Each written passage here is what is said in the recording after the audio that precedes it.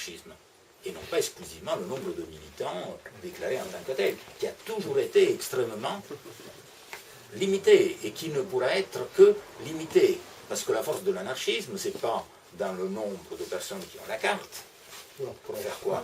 Pour prendre le pouvoir. Si le but c'est de prendre d'assaut le palais d'hiver, effectivement, il faut être bien armé ou je ne sais pas quoi, mais si le but n'est pas de prendre d'assaut le palais d'hiver, si le but c'est pas non plus de s'installer dans un strapontin palais Bourbon, quel est l'intérêt d'être 50 000 encartés, je sais pas moi, la Fédération anarchiste, Alternative libertaire, l'intérêt est limité. La chose importante, c'est de savoir est-ce qu'il y a 50 000 personnes qui sont capables de se mobiliser, sans Dieu ni maître, qui sont capables de pratiquer l'action directe, qui sont capables de pouvoir faire en sorte, par leur initiative, de mettre en œuvre un programme émancipateur. C'est ça la chose intéressante. Et donc, si vous voulez, la diffusion de l'anarchisme, l'importance de l'anarchisme n'est pas liée au nombre d'individus physiques qui se réclament de l'anarchisme, mais au nombre de pratiques sociales qu'à un moment donné peuvent être avancées, se développer, etc., et qui s'inscrivent dans ce cadre de refus de la délégation du pouvoir, d'action directe, que ce soit pour des luttes visant l'émancipation de l'individu, ou des groupes, ou des classes.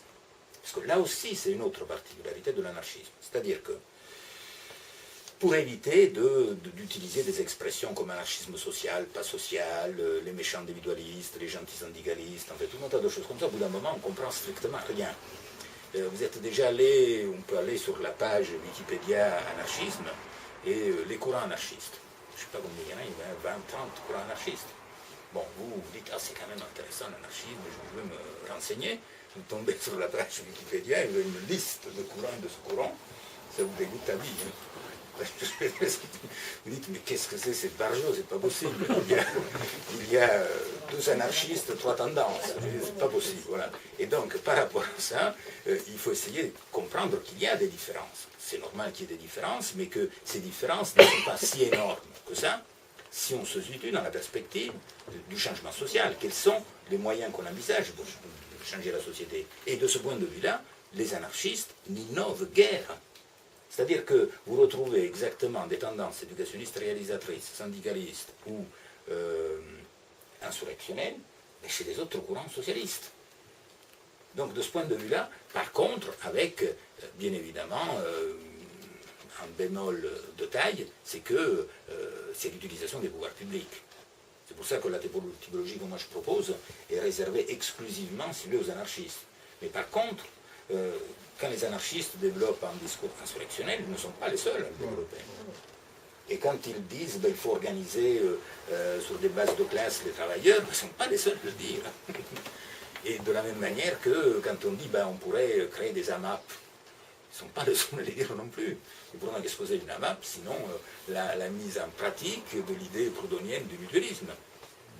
Des producteurs et des consommateurs qui se garantissent directement leur production à partir de prix qui sont fixés à l'avance, non pas en fonction du marché, mais en fonction du bien-être des individus, des échangistes et des producteurs. Ça, c'est du mutualisme pur jus. Et les gens qui font ça, ils ne savent pas que leurs théoriciens se connaissent. Et d'ailleurs, est-ce que ça a une importance? Aucune. Vous voyez, si on se place d'un point de vue où on n'est pas là pour défendre le petit drapeau, ce qu'il faudrait, c'est que les gens, comme M. Jourdain, qui faisait de la prose sans le savoir, pratiquent l'anarchisme sans le savoir. Et c'est ça la clé du succès. Et donc, au lieu de viser à être, je ne sais pas moi, 200 000 militants à la Fédération anarchiste, ce qu'il faudrait viser, c'est 0 militant à la Fédération anarchiste. Donc ça voudrait que les gens peuvent s'organiser eux-mêmes. Le jour où il y aura 0 militant à la Fédération anarchiste, c'est que soit il y a un cataclysme, c'est produit politique, soit on aura déjà réalisé la société. Alors pour moi, ça c'est fondamental. Alors, donc, il y a dans l'anarchisme une richesse extraordinaire qu'on ne retrouve pas dans d'autres courants politiques. Le talon d'Achille du fourriérisme, c'est que tel qu'il est formulé par Fourier, c'est une secte, c'est une doctrine, c'est un dogme. Et ça, c'est valable pour la plupart des autres auteurs, même pour Marx. Marx, pourtant, on ne peut pas le confondre avec les marxistes, si vous voulez, et encore moins avec Lénine ou la tradition léniniste, que ce soit Staline ou Trotsky, etc. Mais même Marx, malgré tout, lui, il avait conscience de sa supériorité intellectuelle. Je ne sais pas si vous avez vu le film sur le jeune Marx. Oui. Bon, on pourra en parler, si vous voulez, là-dessus, parce qu'il y a énormément d'anachronismes. Et bon, il y a des jugements un peu plus que sommaires et caricaturaux vis-à-vis de Proudhon et des anarchistes. Oui, bon. il n'est pas bien présenté. Hein. Non, pas du tout. Non, Non, il y a carrément des erreurs, des gravissimes erreurs historiques, si vous voulez. Mais on voit bien dans ce film un petit peu Marx qui avait plein de boutons et qu'on voit bien qu'il rageait. Il était enragé, il rageait quand il voyait comment des médiocres, des personnes, des charlatans, ils peuvent avoir du succès, et pas lui, qui avait une culture immense, qui tout le monde lui arrivait aux chevilles, intellectuellement, même pas.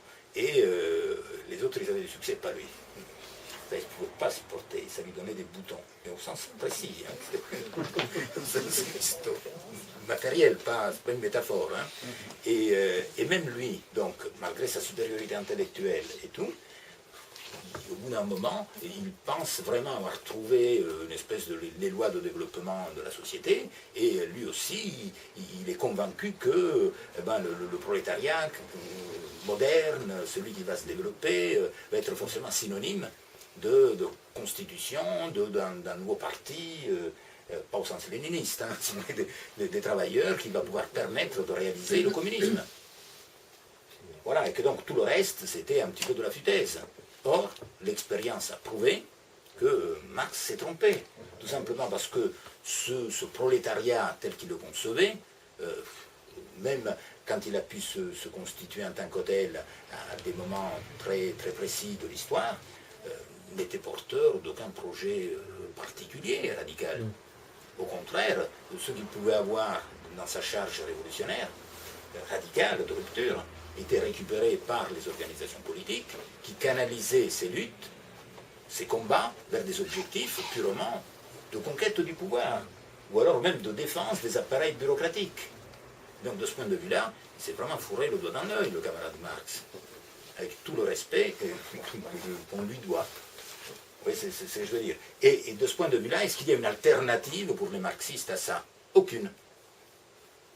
Et donc on se trouve confronté avec un auteur qui a peut-être le plus contribué, avec Bakounine et Proudhon, à affirmer la nécessité d'un changement radical, d'avoir fait une critique vraiment fondamentale des mécanismes de domination et de soumission auxquels on est confronté, qu'il est totalement démuni dès qu'il s'agit de dire mais comment on va faire pour réaliser cette société, parce qu'il a fixé tout son espoir dans cette mythique classe ouvrière, moderne, mais non pas l'ancienne classe ouvrière, petite bourgeoise ou je ne sais pas quoi, qui s'est totalement cassé la gueule. Et aujourd'hui, tous ceux qui cherchent à dire, bah oui, mais Marx, il est toujours d'actualité, vous leur dire, bah alors qu'est-ce que vous proposez? Ils ne savent pas quoi proposer. Et la plupart du temps, ils se tournent sans le dire vis-à-vis des idées anarchistes. Et pourquoi ils n'ont rien proposé? Parce que, du point de vue théorique, on a survalorisé cette classe ouvrière, et du point de vue pratique, on a totalement détourné l'enseignement marxiste, avec la bénédiction de Marx, sur beaucoup de points, vers quoi? Vers la dictature du prolétariat. Mais c'est une aberration. Heureusement, aujourd'hui, plus personne ose parler de dictature du prolétariat. Mais quand vous avez enlevé la dictature du prolétariat et le rôle émancipateur de la classe ouvrière moderne, de l'ouvrier masse qui doit prendre la direction du changement, qu'est-ce qui reste aux marxistes ou je ne dis pas aux staliniens, mais qu'est-ce qui reste aux trotskistes? Rien. Et d'ailleurs, ils sont rien. Ils sont devenus rien. Mais sans offense, je veux dire, c'est du point de vue de capacité à pouvoir proposer quelque chose qui peut aller dans le sens de l'émancipation des individus et des prolétaires ou des travailleurs, utilisez l'expression que vous voulez. Et de ce point de vue-là, l'anarchisme, eh bien, il reste particulièrement utilisé. Parce que justement, ce qui était considéré comme étant une faiblesse par Marx, quand Proudhon parlait de la capacité politique des classes ouvrières. Il disait, mais classes ouvrières, c'est des classes ouvrières, ce n'est pas des vrais ouvriers, c'est des ouvriers qui vont disparaître. vous allez voir, il va y avoir une concentration, une classe ouvrière unique, la disparition de toutes les couches intermédiaires. Aujourd'hui, qu'on le veuille ou non, que ce soit bien ou mal, le problème n'est pas de savoir si c'est bien ou mal. Aujourd'hui, il y a tout, sauf une classe ouvrière unifiée. Et donc, la réflexion de Proudhon sur le fait qu'il fallait tenir compte aussi du point de vue qui n'était pas entièrement homogène de groupes sociaux, du point de vue professionnel, statutaire, diversifié, aujourd'hui, c'est une exigence, par exemple, que les anarchistes peuvent essayer d'expliquer, de prendre en compte, beaucoup mieux que les marxistes. Le fait de dire qu'il n'y a pas un groupe social précis, déterminé, qui doit jouer un rôle d'avant-garde dans les réformes, qui doit amener la nouvelle société, c'est une force de l'anarchisme. Ce n'est plus une faiblesse. L'anarchisme ne s'appuie pas exclusivement sur un groupe social, mais à travers la pluralité des... J'ai essayé de décrire d'une manière très sommaire les différentes conceptions du changement social chez les anarchistes. En fait, les anarchistes peuvent aujourd'hui essayer de contribuer à reconstruire une espèce de pensée critique et une pratique surtout conséquente dans le but qui reste exactement le même que celui de 2 siècles, essayer de mettre fin à une espèce d'impasse monstrueuse dans laquelle l'humanité s'est engagée et qui va détruire dans une génération grand maximum la planète entière. Voilà. Je finis. Bah, bravo.